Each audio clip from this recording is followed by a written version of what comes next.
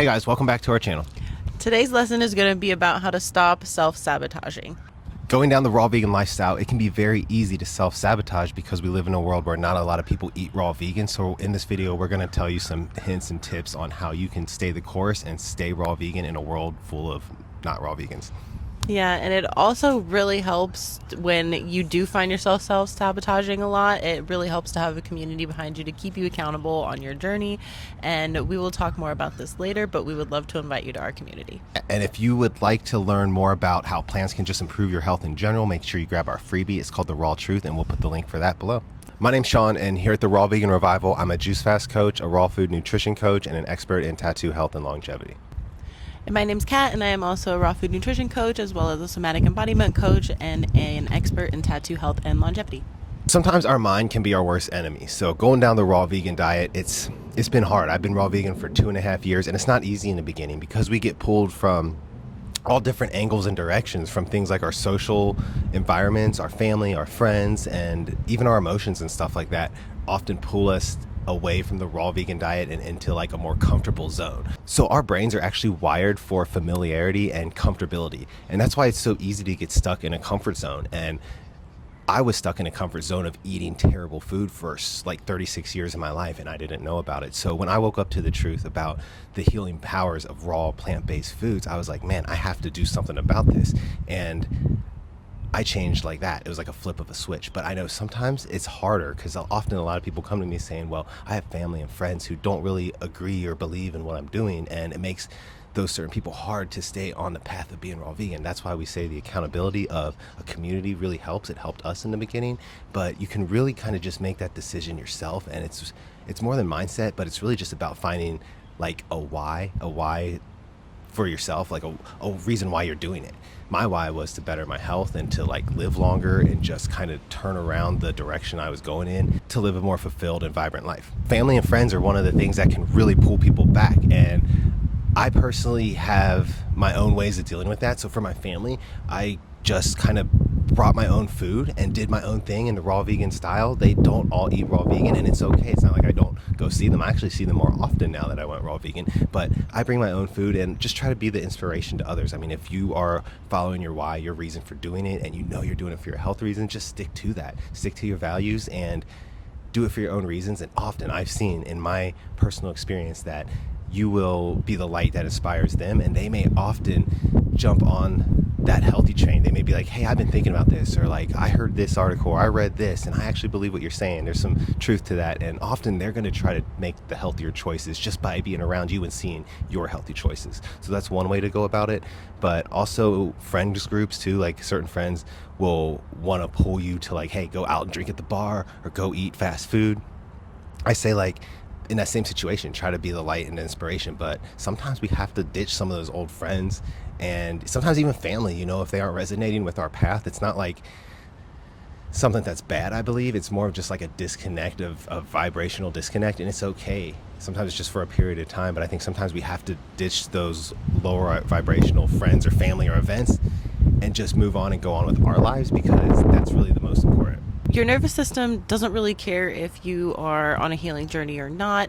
It is just really focused on solely surviving and what it can do to help you survive. So emotional stress is what emotional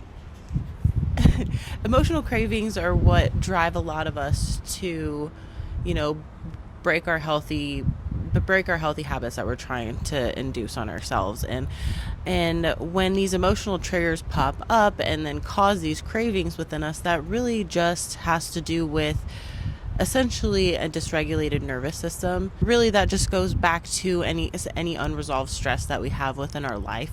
So anything that's weighing on us, maybe that we are not addressing straight on, or anything that maybe has followed us from the past, and maybe like traumatic events like emotional traumas, or like even physical traumas, anything like that that maybe has happened to us that we're still carrying around, might still cause stress now that could be triggered to cause emotional cravings. And these emotional cravings are really strong, and it's a detriment to a lot of people's healthy living. And so really, because I mean, I should know, because I was dealing with a lot of emotional triggers when it comes to just cravings and eating crappy foods, like, you know, sugar, gluten, all of that stuff. It's like you just get cravings for it, and those cravings are really hard to fight.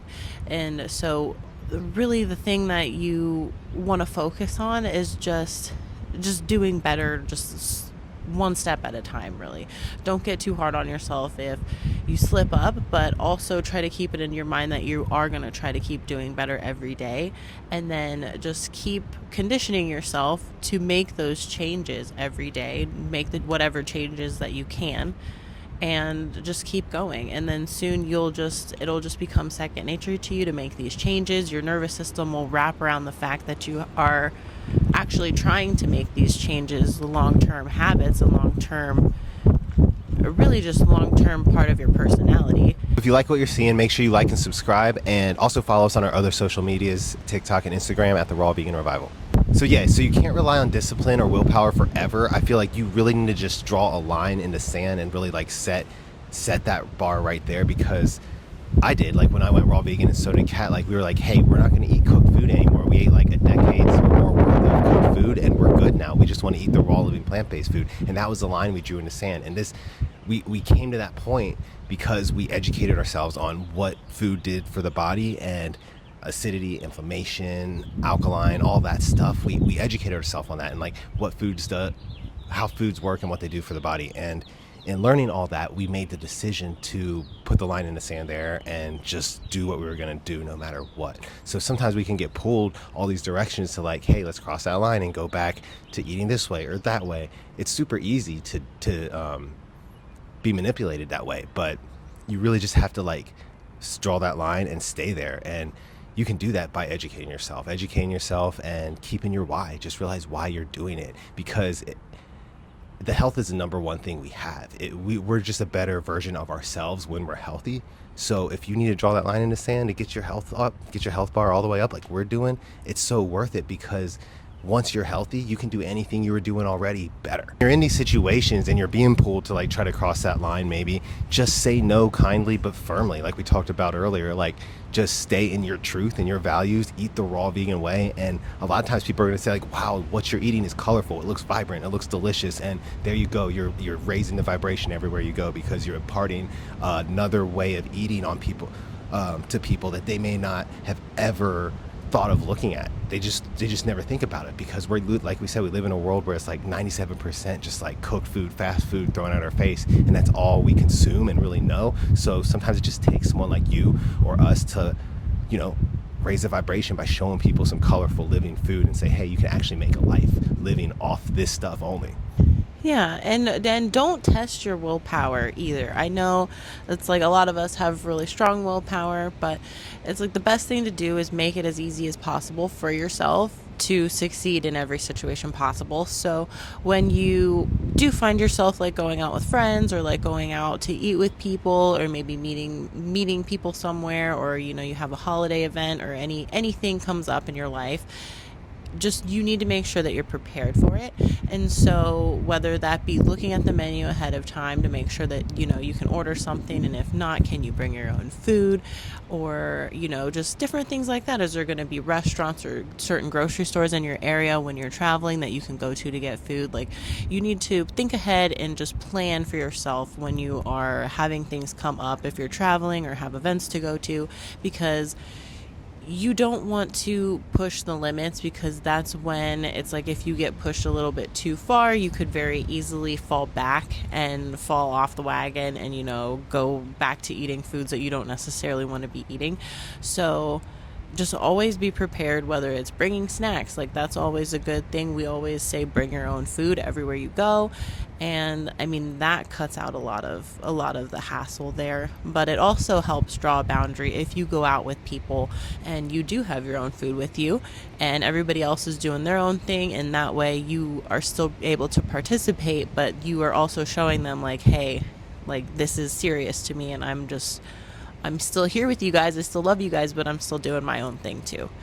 So a quick example of a client of ours is, we had a client that was dealing with some knee pain for years, several years. And, she turned to us to try to reverse the inflammation in the knees to get the pain to go away. And her reasoning was just to have healthy knees. She likes going to the gym and working out, so it was important for her to have knees that function correctly and didn't give her any pain because she wanted to lift weights. So she did the 4 to 6 week protocol we have with the hypernourishing smoothies and eating all raw. She did that. We were actually visiting at the time. It's someone I know that's close to me, so we were around visiting, and it was hard for her because she was like me. She didn't really eat very healthy her whole life, so doing the smoothies and all the raw food was a difficult thing. But she held that vision of having healthy knees, being able to go to the gym and lift all the weight she needed to lift, and sure enough, stayed with it. 4 to 6 weeks she did that, and the knee pain went away. She started going to the gym, telling me, giving me updates about it. She's like, oh my gosh, there's no pain right now. And that was probably like 2 weeks in. So just even experiencing that, I know that kind of kept her motivated and kept her on a track to going further too. Because when you see results, it's like, okay, there's something here, and you want to just keep going. But on those times when it became hard, I know her why was just to get the knees better. You just have to remember that. So whatever your why, your vision is, whatever you're trying to fix, whatever you're trying to do, just remember that, and that really helps you get through those hard moments. Yeah, you're not just eating raw, you're reclaiming your energy, your body, and your future. Yeah, you really just want to anchor back into your goals and really realize and analyze what's actually at stake, and that is being ultimately your future. Think of it like this: you have 2 paths, like the path that you're on now and the path where you are making all the healthy choices that you desire to make, and you kind of just analyze and see where each of those paths lead and where you want to go. And you make your decision based off of your end goal, where you want to be. And yeah, so whether that's like you want to be able to, I don't know, bend down and put your shoes on when you're 80 years old, or if you want to be able to reach to the cabinet when you're 80 years old, or hey, you want to be able to play with your kids when you get really old and not have any pains and not be hindered from just having fun with your family. If you want to be able to fully take care of your family up until you get to that point, like, you have to be healthy to do all of these things. And it all just depends on the choices that you make right now. So you have to have that vision of yourself in the future that you want in your mind at all times, so that it will just guide your decisions. So if you've resonated with anything that we have had to say here today, and you would like to work in closer proximity with us, we would love to have you in our community, the Raw Health Collective. Just click the link below, and that's where you get access to our amazing community that will help keep you accountable on your journey and keep you going towards your goals every day. And that's also where all of our recipes are located, all of our healing action plans, all of our protocols, the juice fast protocol, lymph cleansing protocol, our 21-day meal plan. Everything is in there for you at your disposal, and we would just love to have you. And it is where we also do a weekly live lesson every single Monday. So yeah, it's just a party over there, and we would love to have you. Click the link below. So we hope you guys enjoyed today's video. Make sure to follow us on our other social medias, TikTok and Instagram at the Raw Vegan Revival. And until the next time, we'll catch you. Yeah, Peace. Bye.